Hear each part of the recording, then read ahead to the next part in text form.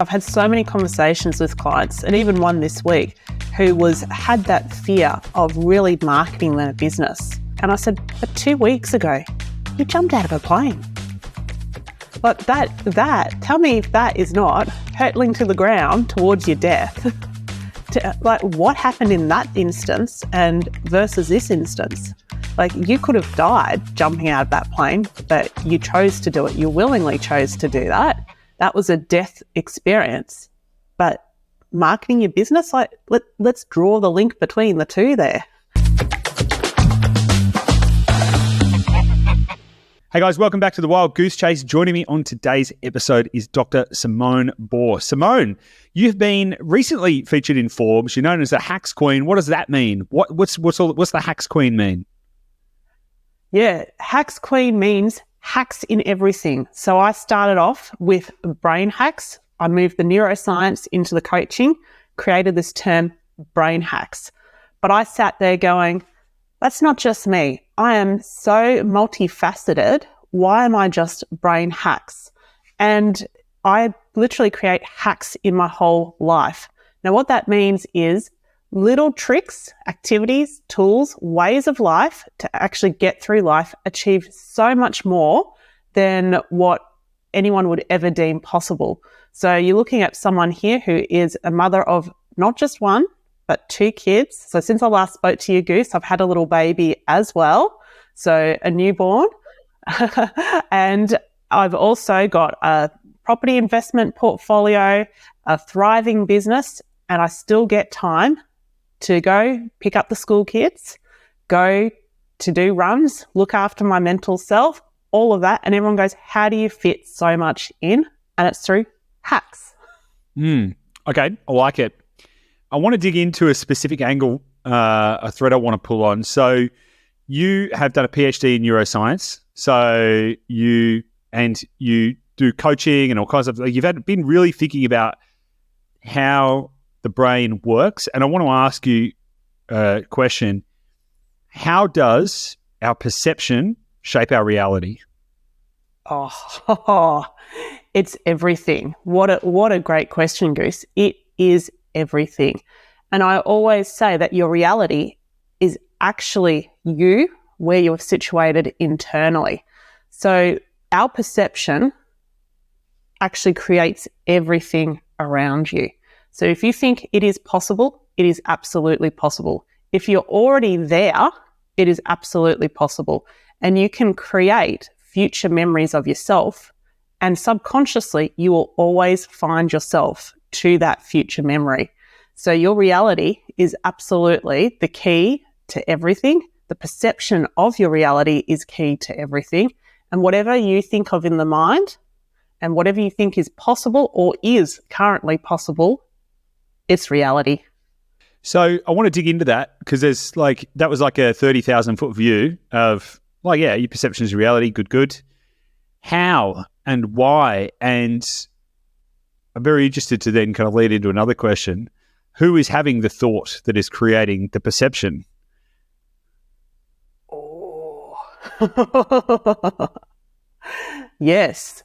That we can go into we can go into quantum physics on that one if you want to go that far. Yeah. Well, I mean, you've done a PhD in neuroscience. You've been thinking about all this kind of stuff too. I know, we've spoken about this kind of stuff before. That's why I'm last time we spoke, we only just got to crack the surface of it. So I'm not wasting any time this time around. So how? No. Yeah. Going straight into the heart. Straight in there. How do our thoughts create our reality? And then the follow-up question is, Who's having the thought? Okay. So you have an idea or a thought pattern. Now, whether it's true, whether it's not true, the same neuronal pathways will light up. Now, who is having that thought? That's a really good question. If we go into quantum physics for just a moment, and I'll get a little bit techie, but if you'll stay with me on that, we as human beings can only see something like 5% of the visual spectrum. But how do we know radio waves are real? How do we know that microwaves are real? We can only see that. Animals can see other parts of the visual spectrum. So dogs, for example, can only see in black and white. Birds can see ultraviolet. So what we see of birds is not anywhere half of the markings that birds actually have. So the first concept that I just want to get across is just because we can't see it doesn't mean it's real. Doesn't mean it's not real, sorry. Mm. Well, both ways, just to be knowing that. Yes.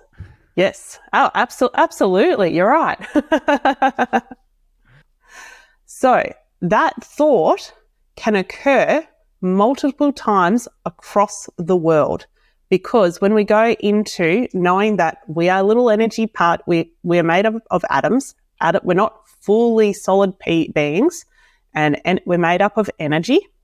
And that energy can have crossovers between you and me there, Goose, between anyone and anyone in the world. So therefore, the same thought can occur either in me, someone else. And you've always had those experiences in life whereby you might think of someone you haven't thought of for 5-10 years, then literally that same week, they call. And the question is, who owns that thought? And how did that phone call occur? And so for me, I spend a lot of time thinking about that. And it's all like the planes, the Wright brothers with the planes. There was other people trying to invent the plane at the same time. And if everyone is trying to invent something at the same time, someone's going to bust through. Yeah, well, you've touched on a few things there that I want to expand on, which I think will be it's a good platform for the conversation. The first thing I want to talk about is quantum entanglement, which is what you're specifically talking about there. It's like if you have a thought around, everyone's kind of had this experience which is too frequent to be circumstantial, but not common enough for it to be, necessarily evidence to most people. But I heard something. I've got to validate this as 100% a fact, but I heard it from a reliable source that if you took all of the molecules in the known universe and pushed them all back together, it would be the size of a green pea, right? Because there's so much negative space in amongst all the atoms and particles. And so the idea of quantum entanglement is the idea that any particle which has been correlated or is in the same space or coexists as a single particle or single mass structure, which then for some reason, any reason, gets dissected or becomes separated from itself, no matter how far apart those particles exist, they will always be entangled at a quantum level. And they've proven that out by literally doing that, by taking a particle, splitting it in half, moving the two halves like hundreds of kilometers away from each other, and then they were like one would react when the other one was touched, and all of this kind of stuff. So that's really, really interesting. And I want to, I'm going to say a few things, and then I'm going to shut up and actually ask you a question. But you also talked about this idea that that we're only perceiving a certain amount of our current reality. And I was listening to a talk by a guy named Don Hoffman, who wrote a book called The Case Against Reality. And have you read that book by any chance? Have you heard about it? Oh, it's fast. I haven't read the book either. I listened to the talk by him. Fascinating concept. His concept is that we have been evolutionarily designed to filter out reality, right? This is part of it. Now, the reason that is the case is, as you pointed out, we can only perceive like a tiny fraction of the total electromagnetic field. So there's all this stuff that's happening that we don't even perceive, that different animals might perceive, smell, sight, sounds, all of this kind of stuff that exists. But from an evolutionary function, we need to focus on the things that are going to be what they call fitness payoffs. Things like, feeding, fighting, fleeing, and reproducing, right? And so if we were distracted by this whole entire version of reality that doesn't necessarily relate to one of those four core functions, then in fact, evolutionarily, we would be weaker and less likely to survive. So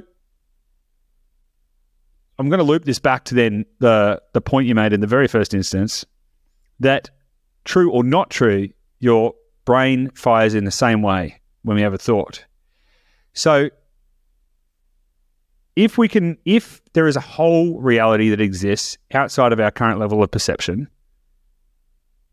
and our brain reacts in the same way, whether we have a true thought or a not true thought, however we want to define those two characteristics, and if our perception creates our reality,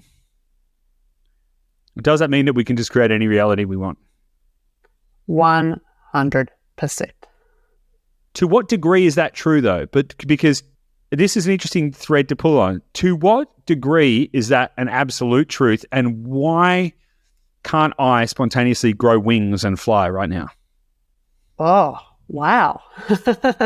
I hadn't thought of it like that, Goose. Why can't you? What is real and what is not real? Mm. Yeah, what is the construct or the container that we can work in, that we can create? Having said that, you have seen the people who don't believe they are people and they are some form of an animal, and they fully believe that, and they undergo various body modifications to turn themselves into that animal as much as possible. And the question is, are they an animal or are they a person? I think it comes down to the perceiver, right? Because if they're the perceiver, if they're in their reality through the eyes of an elephant is different to the reality through the eyes of an ant. And so depending on the lens at which the reality is being perceived, surely that dictates what the answer is going to be. Because I might look at them and see human, but they might look in the mirror and see cat or whatever they've decided to be, right? And we touched on a really interesting point there, Goose, that life is actually meaningless. We attach the meaning to it. So if you think about what you see in front of the mirror with that person who thinks that they're a cat, and they're perceiving that they're a cat, but we look at them and we perceive them as a human, well, whatever you see is meaningless until you attach that meaning to it. So they perceive that they're a cat, but I would perceive that they're a human. Or maybe not. Or maybe not. Yeah, or maybe not, which is really interesting. And so if, in effect, what you're saying is that anything can be, depending on how we perceive it and what meaning we attach to it, what do you think is really stopping people from achieving everything they want in life? Themselves. 100% themselves. And so one of the questions I ask people exactly of that is I go, what are you going to do to get out of your own way? Because it is always themselves. And how can people get out of their own way? Like, have you got any, I'm steering in this direction because you're the hacks queen. So what hacks can people use to actually start getting out of their own way? Because it's my worldview is that if everyone stopped having, fundamentally the only real reason on a quantum level that I couldn't spontaneously grow wings and fly away right now, if you really get down to it, is because at some level I just wouldn't believe that it's true, right? I just wouldn't believe it. I'd be like, come on. I mean, look, I can believe in a lot of stuff, but spontaneously growing wings and flying away, I mean, that's probably just a bridge too far. And so to the degree that I can't get over the limiting belief is to the degree that I can't, and this is going to sound wacky to someone, like fucking grow wings and fly, but like on a theoretical level, like for anything to be true, the only, like at a quantum level, the only limiting factor is our ability to know that it is true, to genuinely get out of the limiting belief and to be able to create that perception of reality, which the act of creating and perceiving, the observer effect, creates it. And so bringing this all the way back then to things like happiness, success, well-being, achievement, these things that are more tangible and more realistic than growing wings and flying away, what practical advice or hacks or steps or strategies do you have that you can help for people to remove their limiting beliefs? Yeah. So hack one, actually look at the worst case scenario. So everyone has the fear that's stopping them from doing it. And they go, oh, I can't do that because, my business will collapse. And I go, let's stop there. So hack one is going, what would actually happen to your life if your business collapsed? And get them to look at it. And usually, I haven't come across one where the whole life goes to threads, but they actually think out what that worst case scenario is. And that worst case scenario is never anywhere near where their fears or their beliefs say that they will. So that's hack one. Hack two. Can I stop you there? I just want to sort of challenge that thinking a little bit, right? Because I think it's useful. I actually have a different perspective on that. That if you follow the thread of what's the worst that could happen, ultimately it always ends in death, right? If you continuously follow that thread, right? Okay, so what could happen? The business could collapse, and then my wife might leave me, and then eventually, if you just keep saying, and then what would be the worst thing that could happen? And then it ultimately always ends in death. But that can actually be a liberating phenomenon, not a disempowering one. It can be an empowering one. And to the degree that you don't have to just make a decision of like, would I die for this choice? That's not actually where it gets to, but you suddenly get to a position where it's like, okay, on the absolute extreme end is death, but the reality of that happening or the probability of that happening is pretty unlikely. And then it's kind of like, it's almost like price anchoring in sales. It's like, well, the extreme end is death. So everything above that is like a gradient of success. So, all right, and it kind of puts things back into perspective. It's like, well, I mean, I'm probably not going to die. So, okay, so this really probably isn't that bad. And so I've actually found that to be tremendously useful, particularly when the stakes are high, to go, okay, cool. Well, this is what it really looks like. And so, of course, it never usually ends up that way. But I think there's an empowerment in at first confronting that reality or fear setting to a certain degree to go, okay, cool. Like, let's get real. How bad is it going to be? What do you think about that idea, that perspective or point of view? Absolutely agree. And I've had so many conversations with clients, and even one this week, who had that fear of really marketing their business. And I said, but 2 weeks ago, you jumped out of a plane. Like that, tell me if that is not hurtling to the ground towards your death. Like, what happened in that instance and versus this instance? Like, you could have died jumping out of that plane, but you chose to do it. You willingly chose to do that. That was a death experience. But marketing your business, like, let's draw the link between the two there. And another saying, and it's like almost a mantra, was that I put to people as well, at least you're not going to die. Because that is the worst case scenario. Well, it doesn't have to be the worst case because it is quite a liberating. Totally, it's an outcome. Thought. It's it's not good or bad unless we apply meaning to it anyway, right? So yeah, yeah. So sometimes clients of mine anchor themselves to go, well, by doing this, I'm not going to die.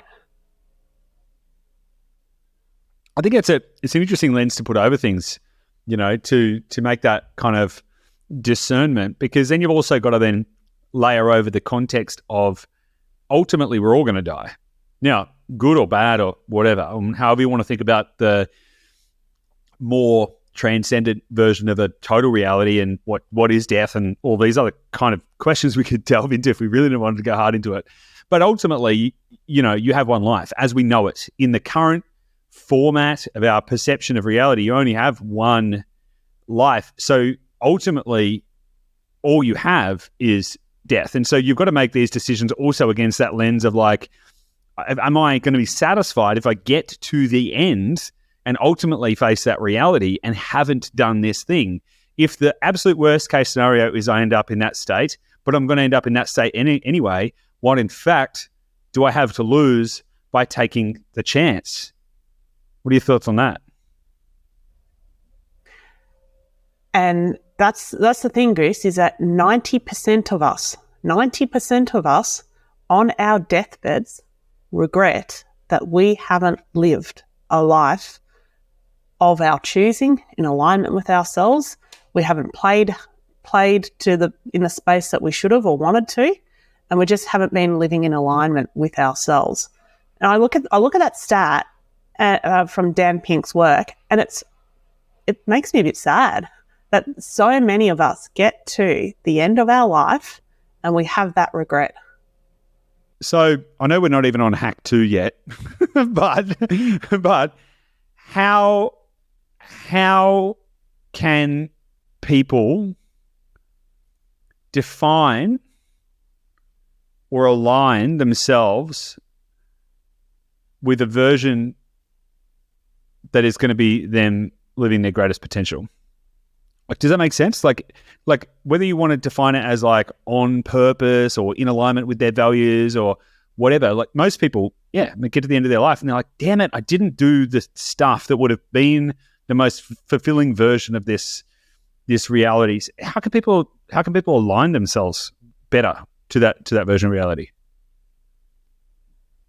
So that's where our subconscious and unconscious mind comes in. That never lies if we're willing to listen to it. And so it's about sitting in a quiet spot, and you can either visualize, and when you visualize,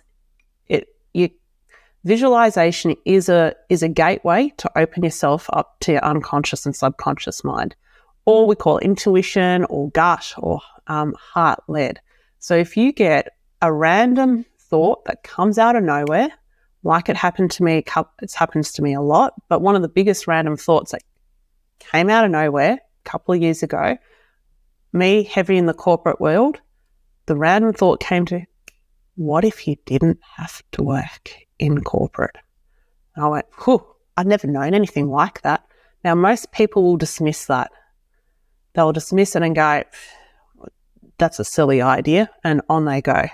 Back in the work trenches, putting on, day after day, living the same groundhog loop day after day. But that little fun question from your intuition or, subconsciously, if you listen to that, that's how you can get into alignment, live on purpose, live to your values, ensure that you live a life that you don't regret. Yeah, a lot of people ignore their intuition because they don't trust it, because they're trying to live in their logic brain. And I've probably over the years been progressively moving from logic to, let me rephrase that. Much more recently, I've learned the value of intuition and realizing that actually, if you really assess it, it's 99.999% like on the money. Why do you think that is? Like, what do you actually think intuition is?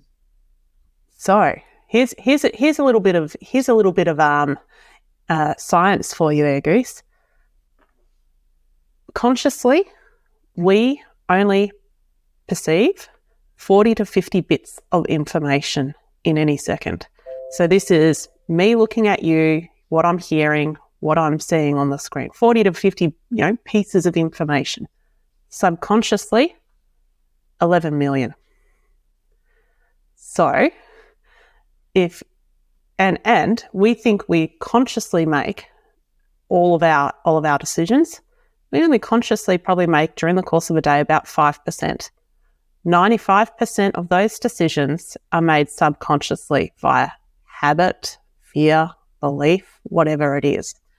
So if those couple of pieces of information don't tell you that subconsciously or intuition or gut or heart or whatever you want to call it, that is not, I guess, the powerhouse of us, I don't know what does.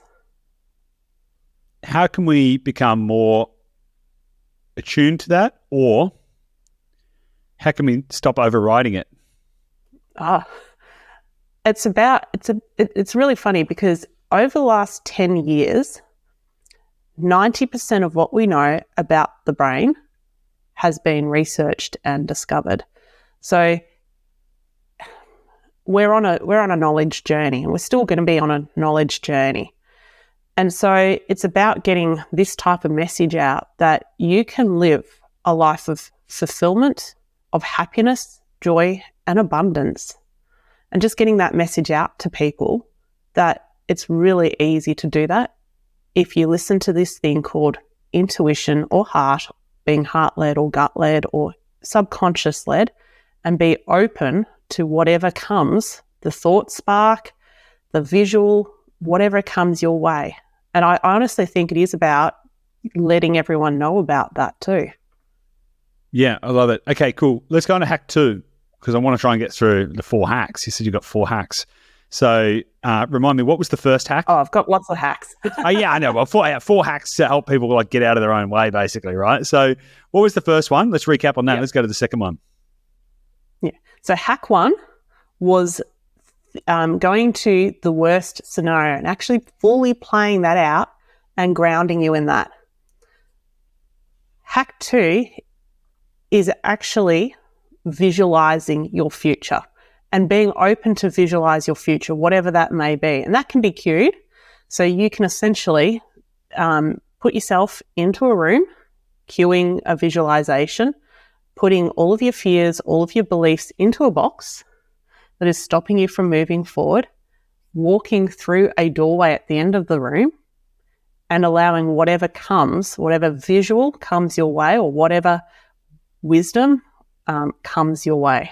That's another way you can get out of the way because you've effectively placed in a really safe box all of your visual, all of your fears, all of your beliefs. So you've removed that out of that nice, safe room that you're in to then enable whatever gets downloaded or uploaded from your subconscious.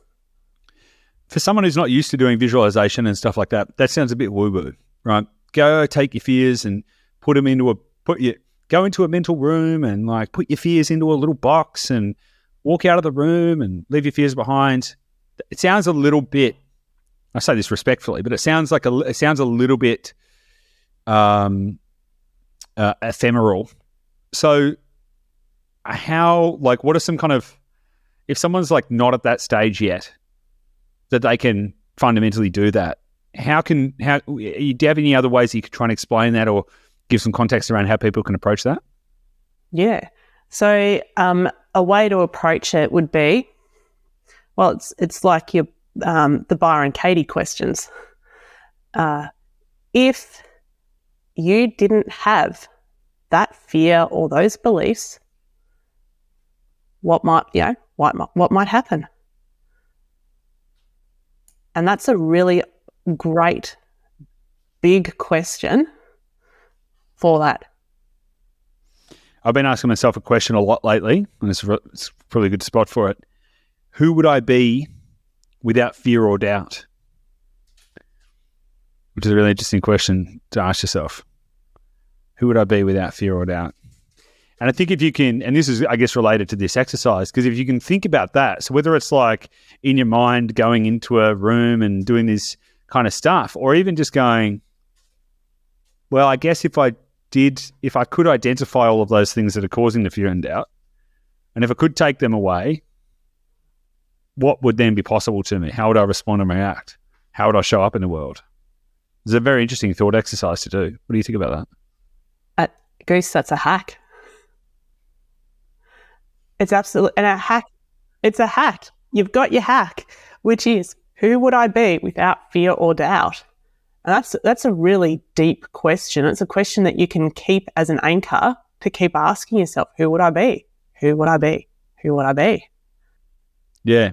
To be honest, like it's awesome because everyone has fear and doubt all the time. I do. I don't know about you, but all the fucking time, I'm like, there's always something. There's always something somewhere that's stimulating my amygdala to go, you're going to die, and it's like, it is a really interesting anchoring thought because it's like, well, yeah, I mean, I wonder if that's true. Like back to the Byron Katie questions you mentioned, it's like, is that true? Question number 1, is that true? Question number 2, how can I absolutely know it is true? Question number 3, who would I be without that thought? And so I think that's 3, or maybe that's question 4, but whatever the point is, and it's like bringing that back, and you suddenly start to then allow it to crumble away, and certainly that can start to then remove a lot of anxieties and start to open up a lot more possibilities. That's for sure. 100%. And those possibilities are limitless. Because you can literally then go, well, if I could do that, if I still had no fear, if I still had no doubt, what else could I do? Yep. Okay. So hack number 1 was what's the worst that can happen, or fear setting? Hack number 2 is either do a visualization to remove your fear and doubt and beliefs, or ask yourself the question, who would I be without fear or doubt? So go through a practice to remove the fear. So what's the worst that can happen? Identify it. Then go through an exercise to remove it. What's number 3? Actually asking yourself the 2 questions. How am I getting in the way of myself? To give yourself the awareness. Then how do I get myself out of the way? Oh, that's really interesting. Can you just say those 2 questions again? Yeah. What am I doing to get into my own way? And then how do I get myself out of that way? Yeah, that's really interesting. That's actually a really interesting question, because that actually causes you to take an external point of view on yourself and your behaviors, which is kind of like going back all the way back to the start when we started talking. It's like, who is having the thought? You know, like who am I? Like what is I? And if you then are able to then observe rather than be, because you are not I. And if you were able to then observe and say, well, what is I doing? What is happening here? How is this vehicle that I'm driving around? This, like, you know, how am I acting in such a way that is actually stopping me doing it? And then if I was observing this like I was observing somebody else, what actions would I tell them to do? Like, hey, you're about to trip over the thing. You can't see it. Step around the box you're about to trip over. What advice, or how would I help somebody else? Allows you to take that kind of like third person view, which is a really interesting. What I like is simple things that cause shifts on reality. So that question there that I asked a second ago, who would I be without fear or doubt? Well, that's a shifter. Like, that's like a what? Fuck, that's a big one. But then actually a simple question like, how am I getting in my own way? And then what can I do? Allows you to actually step outside of yourself and observe yourself, which is a very interesting way to change your reality. Yeah, that's interesting. And so, okay, what's number 4 then? So 4 is always taking that future perspective of yourself. So it's a really simple way of going, well, what would future me do? So imagine I'd gone through all of the shit and, you know, in two years' time, I'm in wherever I choose to be. What would future me do? So if you've always looking to the future and saying, and it's playing on that regret piece. Do you want to live for the next 2 years with regret that you haven't made that choice or you haven't gone down that path? So the question is, what would future you do? And when you say future you, what do you mean? Do you mean like, talk to me more about what you mean by future you, because that could be anything. So how do you anchor that back to the decision or the limiting belief? So for example, you go, all right, in 5 years' time, for whatever reason, I have a choice right here, right now, to stay in this career or continue to bust my guts in the business. In 5 years' time, I may end up in a hospital with a heart attack. So you play that scenario out, the current scenario out. What's going to happen down the track? Do I want to be in hospital? And what decision would future me have made back at this? So if I see that scenario playing out of, you know, completely stuck in my business, being the business employee rather than the business owner, and I go, I'm miss seeing my children, I'm working, you know, 100 hours a week, just grinding away, grind. Actually, that's not good for my mental health. That's not good for my health. I'll likely end up with a heart attack in 5 years' time. In hospital, what would future me do? What would future me have said to myself? It's about creating that wisdom, that insight and that wisdom of future me going, make the change now, don't end up in hospital. And it's literally understand the trajectory of your life path. But the problem with that is that everyone lies to themselves anyway. And so if you're lying to yourself today, then it's very easy to extrapolate that lie. So using the example that you gave, let's say there's an individual and they're working 100-hour weeks, right? And they're burnt out and they're frustrated. Now, there is a reason or a story that they're telling themselves in order to work 100-hour weeks. Now, that story might be something like, if I put in a lot of hard work, I'm going to end up being more successful. Now, you would have to ask why, what is success? And, it's probably going to be something like, I'll have more money, I'll have more time, and I'll live a better life, right? And so the function of them being in that pain in that moment is on the basis of a story that if they continue to do that thing, then they're going to end up in a good place, not a bad place. And so you can sit there and say, hey, if you keep doing this thing, you're going to end up having a heart attack and freaking mental breakdown and stuff. But if they just extrapolated that story, then they would continue to live the path. They would continue to proliferate that story. They'd effectively be lying to themselves in the future. So how can you shift, or how can you stop lying to yourself? Because there's so many versions of reality. There's so many ways, like all of it is true. The heart attack version of reality is true. The work hard and achieve success reality is true. All of it's true. So how can you sort the wheat from the chaff, or decide which version of true you're going to seek to believe in? Well, it's about which narrative is helping you. Is this narrative helping you? And I often call bullshit too. So I actually say, and this is sometimes where you need another person to actually call bullshit for you. If you can't sort through that, you get someone to call bullshit for you. Hire a bullshit detector. Yeah, absolutely. And often people get caught up in their own stories, and I just go, well, how's that story helping you? How has it helped you to now? How is it going to help you to the future? This ties back to the kind of values and purpose thing a little bit as well, right? Because I don't feel like we nailed that either, actually, just thinking about it. How, people's stories are going to be based around whether they're more in alignment with their values or not. Have you got any practical advice for people to kind of dig into that? I know we kind of touched on it earlier, but it's like if I think that success is me making $100 million, I could chase that and ultimately be terribly miserable. And it's all a story. So in every story, it's all of it, just a different version of reality. So how can people shift into a state where they're living life on purpose? Often there are other clues that you're not living a life on purpose. And it's about being open to that. Now, the clues will usually come out in your body or in your environment or through circumstances. So clues for me, I know when I'm doing something that's against my grain, my body will break down.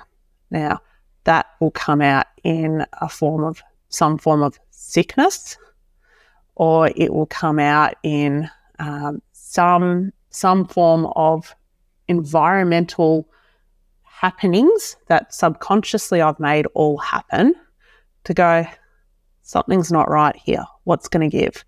Unfortunately, people ignore these signs, these warnings, until they are in hospital. But often when I say to them, how are you really? How are you really feeling? And do you have any symptoms of disease or illness? And you got to think about dis-ease. The word dis-ease, that's a sign or a symptom that something's not going right. And so the warning or the triggers around, if you're not living a life in alignment or on purpose with values, there's warning signs. And it's about being open to those warning signs and taking heed of what those warning signs actually are, be it what's happening in your body or what's being created in the environment around you, because subconsciously you're creating that environment and that reality around you as well. Yeah, it's really interesting. As you were saying that, I mean, you were talking about physical sickness, and it's one example, right, only. But then if you put a different kind of layer and lens on that, And if you ask yourself, am I happy? That's actually going to point to whether or not, because like your sickness, your dis-ease, your whatever, can simply be reflected in your satisfaction and happiness in your current state of existence, like as in its purest form. Because if your actions are resulting in you either doing things or being in places or surrounding yourself by all these things that may not be aligned with your values and your purpose, the outcome is you're not going to be in a flow state. You're not going to be in your happiest, most empowered state of being. And so I guess the first step to that, because like on an extreme end, you could end up very sick, you could end up all this kind of stuff. But a lot of people are walking through life and they're not ultimately happy. And a lot of people don't ask themselves the question, are they happy? But if they did, and then if you start to pull back through those, like what they are, if you ask yourself, am I happy? Some people are going to say, yes, I'm currently living in a state of bliss. Guess what? If you are, then you're probably living life on purpose with your value, within your values. It's probably, you're probably you're doing the right thing. Congratulations. Well done. Awesome. Most people are not going to say that. Most people are going to have some variation from like, fuck no, to, could probably be a little bit better. And you get to then go, well, what specific things in my life that I experience either in this moment or in my everyday life or anything are causing me to feel this way and why. And it could be the job, it could be the people you're surrounding yourself with, it could be where you live, it could be somebody else's expectations, it could be the way someone treats you, it could be the way you treat yourself. Maybe you've become really unhealthy and you're just like, you're not exercising and you're doing all this kind of stuff because you don't like the version of you. And so maybe it's yourself. And so then if you can then start to identify and even just create a list of all of the things that are triggering that you, when you think about, okay, I'm not happy with this, you can then create a list of all of the things that you need to change. It's kind of like inversion thinking in a sense, to go, okay, well, what is happiness? Happiness is not having all of the things that make me unhappy. It's an interesting way to kind of think about it. What do you think about that? Goose, I'm in complete agreement with you. I'm just sitting there nodding my head 100%. So for those that are listening, rather than seeing the video playback, I'm nodding my head in vigorous agreement there. And it really is actually removing all the things from your life that are not making you happy. It's as simple as that.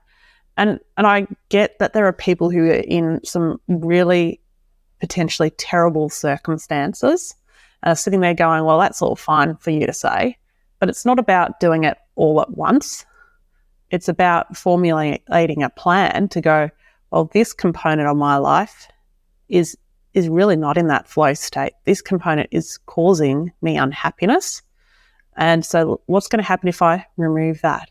And what's going to happen if I remove that and remove that? And in a similar way, I did that. I regularly do this type of an exercise whereby I remove the unhappy elements out of my life. And I went on a year of clearing back in, I think, 2017, 2018. And what opened up from my perception was a completely different Simone compared to the Simone that was the very, what I would call, cluttered life. And we're talking clutter in the physical sense, we're talking clutter in the mind sense, in the time sense, the metaphysical sense, all of that. And so it's not about going, well, I'm just going to remove it all and just, shed my whole life straight away. It's like, well, what's the first moving block? And making that one change. Yeah, I like that. I'll bounce off that idea for a second, because some things, to your point, some things due to circumstance may not be things that you can immediately change. Some people are in pretty dire, dramatic situations, and it's not too, you got to be mindful you don't end up being too privileged in saying, just go and change everything. A lot of things, though, that people experience, the only thing that holds them back from creating massive, radical, fundamental change is their ability to confront the fear that they face. Unless you are in some way, physically or, unless there's something outside of your direct control that is constraining you in a specific situation, your ability to change that situation is specifically limited by your capability to overcome your fear and doubt. That's probably one thing I would say. The other thing that I wanted to say off the back of what you were saying there, which I thought was really interesting, is how to manage that, which can be a very useful, practical tool. Because sometimes you're going to sit there and think there's things in my life that make me feel all kinds of things: anxiety, stress, fear, whatever. And one thing that I found to be pretty useful, and I'm not going to pretend like I've been doing this, like I've only just started recently doing this, right? But it's a new thing to me, but I found it really powerful, is, everyone talks about gratitude and stuff. And to be honest, half the time I'm just like, yeah, whatever. But actually taking those specific things, writing them down, the things that you don't like, not just thinking about all the things like, I'm grateful because I've got a fantastic relationship. I mean, it's easy to be grateful for things that are good, but how do you become grateful for the things that actually cause you to feel something else? Something is causing you stress. Maybe you've got money stress. Maybe you're scared that you're going to run out of money. So how can you reposition that as something that you can be grateful for? Because if you can do that, then you kind of neutralize the fear around it, and you become suddenly empowered, not disempowered. And that can be a way for people to be able to move through the constraints or the shackles of, fear around these kind of situations they're in. So, wonderful question, Goose.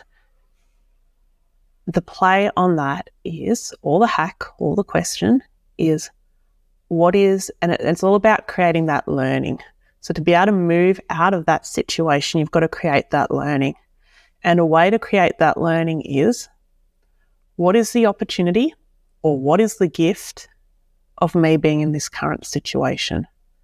So it's turning that situation on its head and forcing yourself to answer, what is the opportunity, or what is the gift from this situation? And it might sound like, really quite a high-level question going, that's not going to work.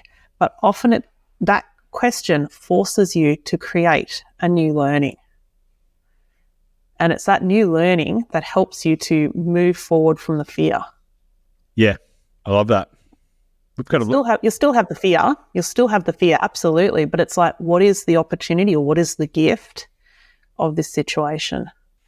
Yeah, exactly. It's not about not having fear. It's about being able to manage your own state, right? It's not about not having anything. It's like not having fear would be to say the same thing as like not having happiness or joy or any of these other things. It's okay. But it is the degree to which you apply meaning to it, and to the degree to which you allow any emotion to the downside of becoming heavily emotionally regulated is that you realize that none of it has as much meaning as you think it does. So that's it's the upside. That's the upside, but then that's also the downside, because then like really fucking amazing things can be happening, and you're like, yeah, that's cool. Like I don't know. I'll talk from personal experience. It's like, great, that's good, but it's not like you're not on these roller coasters of these peaks and troughs. You actually sort of bring it all back to some kind of like more centralized point. So to the degree that you kind of like mellows things down a little bit, you get to operate a little differently, but it it's still helpful to kind of find that path. And I'd love to give an example so that people can understand that. A few months ago, my business wasn't going that great. I was doing sales call after sales call after sales call. I just wasn't breaking through. So I asked myself, well, what is the opportunity? What is the gift in this? And as soon as I asked myself that, I went, oh my goodness, Simone, you've got a newborn. You've got an older child as well. You're trying to grapple with the complexities of everything that's happening in your personal life. Subconsciously, you're not making any of those sales happen because you actually want to spend the time with your newborn. And as soon as I realized that, I was like, let's just take the pedal off. Let's just spend the time with the newborn. And the other question I then asked myself was, well, what is the opportunity and the gift of having the newborn? How do I design my business around being able to be 100% present with him? And that created a distinct change in my business, the way I go about business, the way that I've structured the whole business to enable essentially me to create the reality that I've dreamed of, being there for my children, being able to do the kids pick up from school, as well as be there for the newborn, but then to create and structure the business so that it's a thriving business as well. And so that was what came from the question of what's the opportunity or what's the gift in this situation. Yeah, and I think you just need to be prepared that it could lead you on a path that is different, but that is ultimately better. Like, you've got to be a little bit fluid with how those outcomes map out. Simone, I've really enjoyed this conversation. I think we've covered a lot of ground. Actually, which is super fun. Before we start spiraling off in more and more directions in a kind of fractal kind of format where we continuously unfold new answers to new questions, I might take the opportunity to wrap that up for the moment. But really appreciate your time and really appreciate you sharing your ideas and perspectives on these very interesting topics to be able to unlock greater levels of success and happiness and fulfillment. So thanks so much. Really appreciate your time. Thanks so much, Goose. I've had an absolute ball today. Awesome. Well, we'll see you again soon. Take care.